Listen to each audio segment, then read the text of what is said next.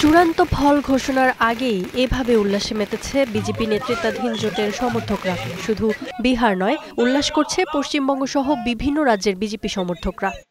এখনো বের হয়নি, তার আগেই উৎসব পালন হয়ে গেছে। তো আপনি টিভিতে চ্যানেলে দেখুন, প্রায় 200 কাছাকাছি আমাদের এনডিএ সিট চলে গেছে। আর যে আরজেডি, কংগ্রেস, এরা ইন্ডি গঠবন্ধনে বড় বড় কথা বলছিল, অপপ্রচার করছিল, তারা মুখ খুলে পড়েছে।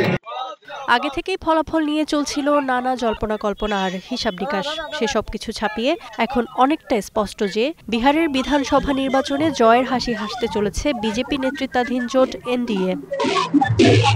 এনডিএ জোটে রয়েছে বিহারের মুখ্যমন্ত্রী নীতিশ কুমারের নেতৃত্বাধীন জনতা দল ইউনাইটেড, জেডিইউ, বিজেপি সহ বেশ কিছু দল। শুক্রবার সকাল ৮টায় শুরু হয় ভোট গণনা। প্রথমে পোস্টাল ব্যালট গণনা হয়। গণনা শুরুর প্রথম 2 ঘণ্টায় এনডিএর পক্ষে ভোট পেরিয়ে যায় ম্যাজিক ফিগার। 243 আসনের বিধানসভায় ম্যাজিক ফিগার 122।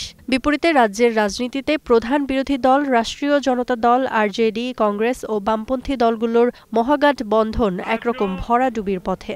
बिहार के हर मतदाता का आभार व्यक्त करता हूं। आप सबका भी बहुत बहुत धन्यवाद। শুক্রবার সন্ধ্যা নাগাদ এনডিএ জোট এগিয়ে আছে 201টি আসনে, আর মহাগঠবন্ধন এগিয়ে আছে 36টি আসনে। অন্যান্যরা এগিয়ে 6টি আসনে।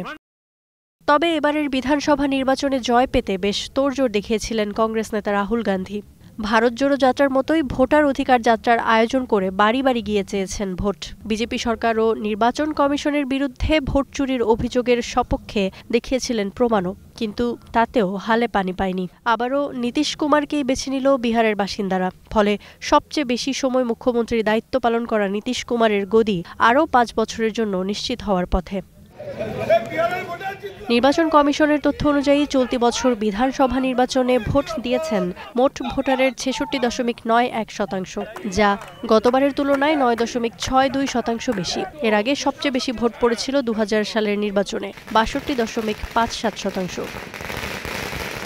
Ifat Khondokar, star news.